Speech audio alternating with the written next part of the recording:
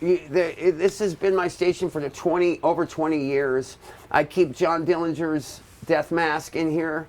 The scene at Cook County Morgue today when Professor D.E. Ashworth makes the death mask of John Dillinger, America's public enemy #1, who was shot to death, and they have a thing of him doing it. And the mask is so good. This is where the bullet came out, right in his eye.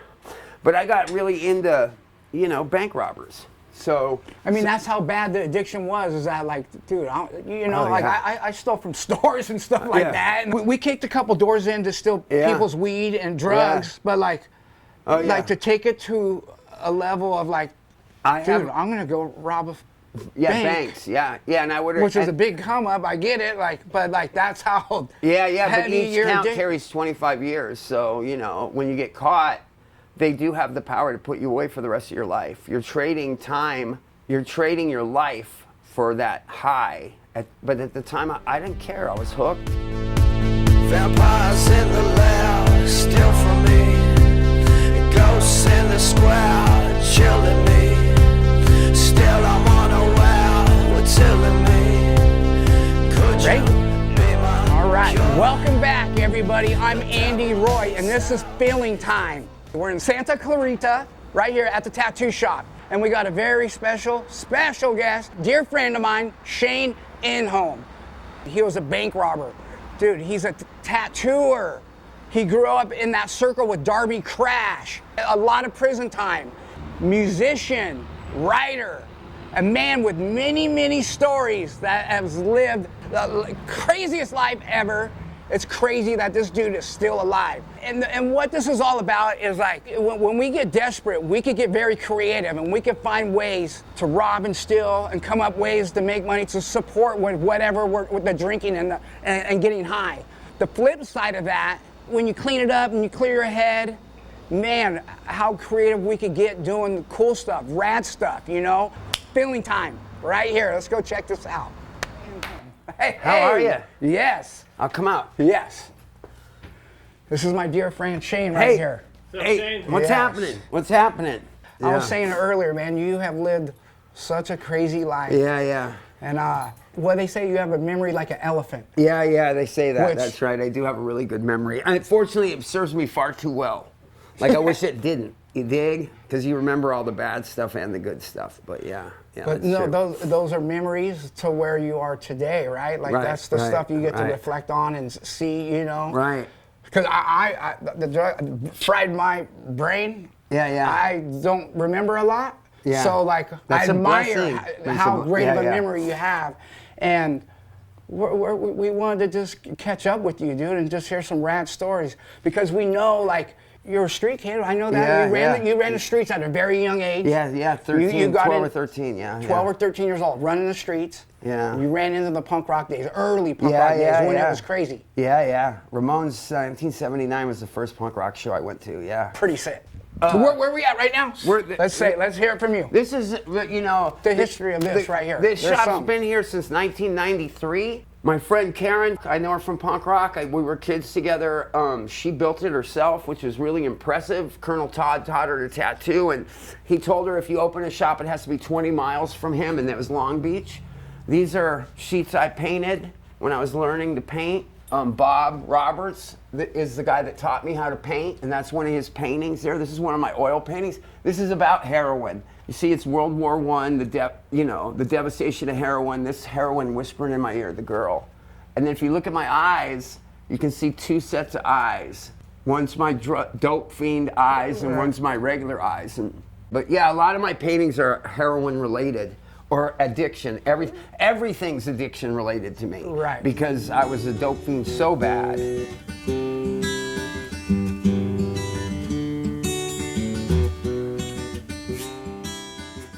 My grandfather, same guy, taught me to read, taught me everything. He used to buy me little art books, and he bought me books on Salvador Dali. And so when I got clean, I started painting. This is the first oil painting I ever did. So kind of a Dali ripoff. Jodie Foster as the Madonna, James Dean in Vermeer and New York, and I started fucking with oil paints when I got clean. Time seems to go, I guess I'll never know. But anyway, this is 5, which is a symbol of life. So And this is a reaper, and these are all the years I was an addict. You see the opium poppies? Yep. And then these are the years I was an addict, floating away. Heroin, 96, I painted this one.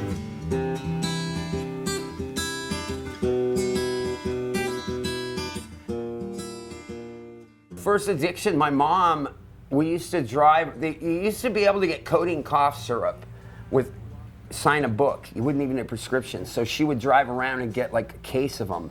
And that's the first time I ever had an opiate. And that was my main substance, as heroin, opiates. At 15, I was completely strung out.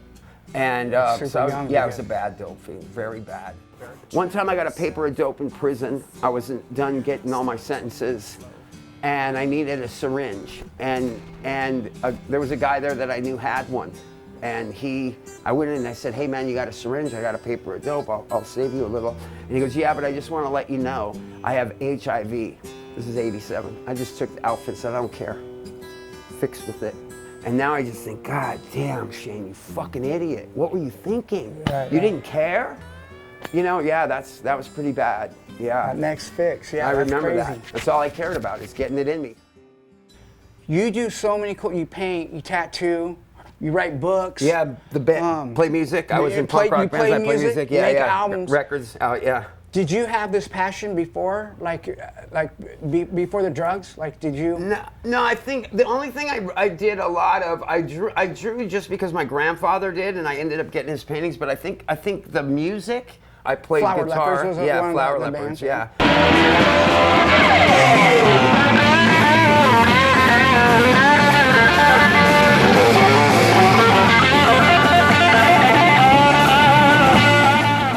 Me and the singer, I think, are the only ones left alive, and they died of AIDS. Jeff died of AIDS. Mario died of AIDS. I mean, really bad drug deaths.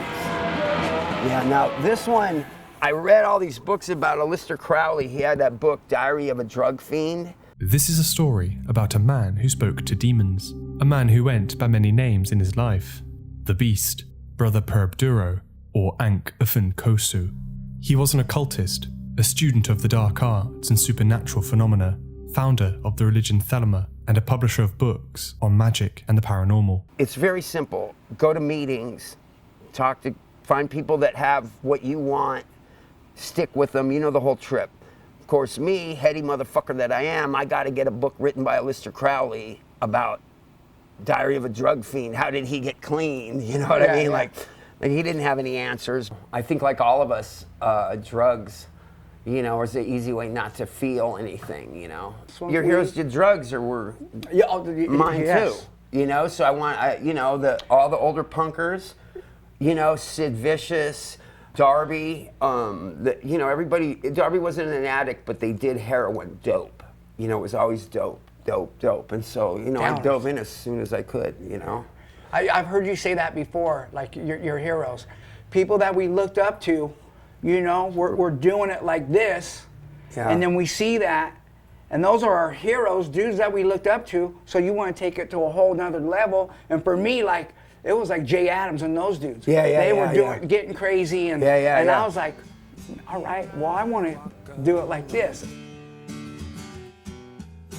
You get caught up in your addiction, right? We spend our money that we've had before or whatever, and we run out of money, right? And now we're trying to stay well, whatever, and we could come up with brilliant ideas to come up with cash or have come-ups, and one was you became a bank robber. Well, the bank robbery shit, I knew bank robbers, and they had taught me kind of how to do them. All to feed your addiction. Yeah, every penny went to dope. That's the funniest thing that people would ask me is, where'd I get all the money? And I'm like, what, are you fucking kidding me? I spent every penny on drugs. I mean, at that point, I was a guy that needed to be rescued. Prison was really good to me. I'm not saying it's a good place. You've been there, it's not. It's gnarly, it's everything that they say it is. But I needed it. Right. It rescued me. And so I had kids too. Me and Casey had 2 little girls, and I took them on the bank robberies. I mean, I had a lot of penance to do for my drug addiction. So when I went to prison, my daughters were in the bank robberies. And their mother was Casey, the girl that OD'd with Darby. And they caught us all, the FBI. And so I was in the FBI's office with her, busted. They know all about all the banks. And they were like, sign these photos of you robbing the banks. And I said, I'll sign them if you let her go with the girls. And they did, they let her go. And that painting is her. That's a painting of her that I did. I'll show you right now. But that's Casey. And this is appeal to misery, appeal to ignorance, and the world loves to be deceived in Latin. And this is A.I. Bazirides. His name was Buzz Bazirides. He was a famous writer that we had met, him and his wife, and we stayed at their house. And he actually drove on some of my bank robberies. He was like in his 70s. I felt so guilty later about it, but I would have him pull up. He had an orange thing. Do you know what a thing, the vehicle. Yeah. He had an orange thing, and I literally would pull up to the bank. Did he know you're going, what he was doing? I'm gonna go cash a check, I'll be right back. And I'd go in there and stick the bank up, come out, and then I'd be like, oh, my earring. And so I would kneel down and we would drive out of that parking lot at 2 miles an hour because he was like 78 years old. And the cops, and the cops would be pulling in and would not even ever think we were in that car. No fucking way. Now, later, yeah, my prison photo album, that's what I looked like when I went in. Look at me. I didn't grow till prison. That's like the first few weeks I was in there when I first cut my hair. Yeah. And then by the time I was getting out, I was a completely different human being. From that first photo you showed. Yeah, I was a completely different person. That was my workout partner, Jimmy Cassiano. I got just a random question. How the fuck do you get photos in prison? Okay, now that's a good question, and and that's something I would love to talk to you about. In the very beginning, the only photos you could get, like from 1965 to 70s, were from the crime scene photographer, the inmate photographer. And the gangs, and like this photo, they would make the guy take the photos. Yeah. They'd tell him, hey, motherfucker, bring your camera. We're all gonna be down in the lower yard. You know what I mean? And then later, later they started selling photo ducats, where you could buy for $2, you could buy a ducat. And on the weekend, there'd be a guy's job was to take photos, and you give him the ducat, he'd take the photo of you. You wanna know what I think happened? If you want me to get into, because of course I'm obsessed with prison history, everything, you know, I'm a nut. I think that the SSU and the gang task force realized, man, these photos are real good because we can tell who's friends with who. We ought to let them take photos. And they started letting them take photos. Yeah, I believe that. I believe that's, yeah. I wouldn't say that my addiction, I didn't just go to a meeting and it ended. It was a love affair. So it took, I don't know with you if it did, but it took years to catch on for me. Right. I mean, I'm sure, you know, but if I could do it, anybody could. Well, let's sit down and let's dive into that, dude, because I want to hear it. Yeah. Can I read something? Like, can I add, like, is it corny to have, like, questions? Like, no, it's cool. It's just something like, so we're good? Yep. Motherfuckers tend to take the path of least resistance rather than take the journey for the journey's sake. That's right. Can you elaborate on that? Yeah. Most of us, including, especially when you're an addict, right? Whatever's easiest. We were like, well, what's easy? What's the easiest way to do it? Rather than, it's not the completion of the thing, it's the whole journey of it. You know, because the process. Well, what's the goal? Me and you are gonna die.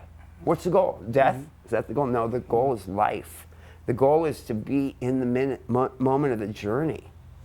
And this is it. We're here. This is like it. You know the saying, and you only keep what you give away? You've heard that, right? Yeah. That's the truest thing I've ever heard in my life. Giving is more important than anything.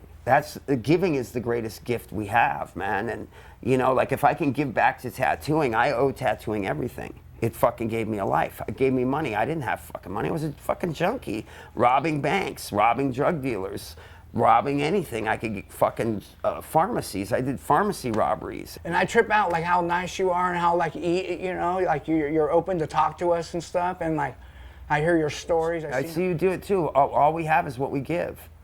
And if giving is just to listen to somebody, to try to help them in any way. I mean, that's more important than fucking all this stuff. So when I was a kid, you know, I played guitar a lot. I played my whole life.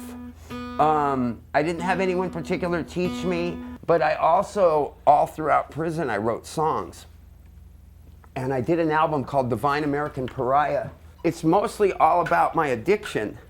So a lot of these songs are from when you're locked up. Like, Yeah. I wrote them in the late 80s and 80s and stuff. Can I see? And yeah, check it out. But the song I'll do is called Making Mud Pies. It's about drug addict girlfriends. I'll see if I can pull it off now.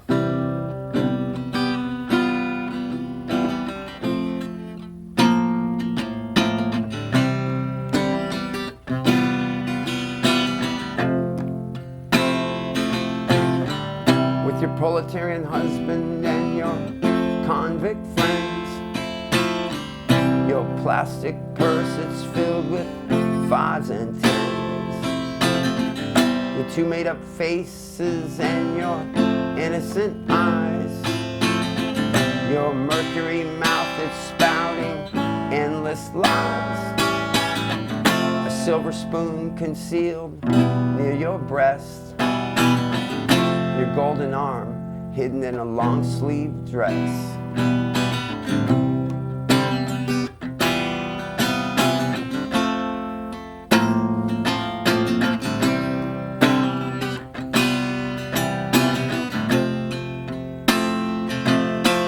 You're missing for Keith Richards on your stolen radio.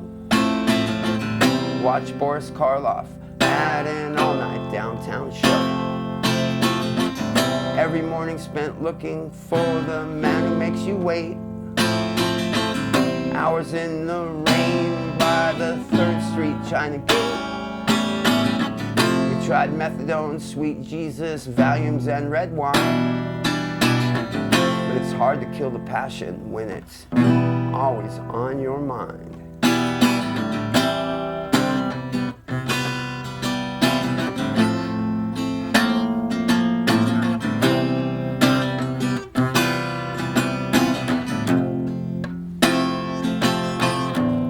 Judge her with mercy, please don't measure her too hard.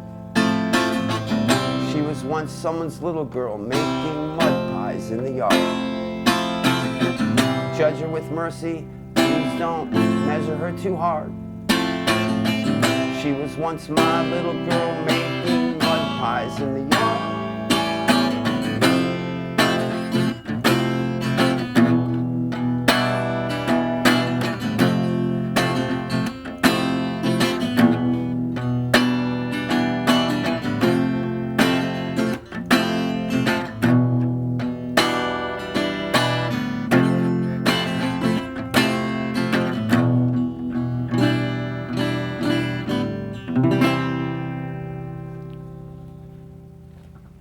Yeah. Hell yeah. That was good.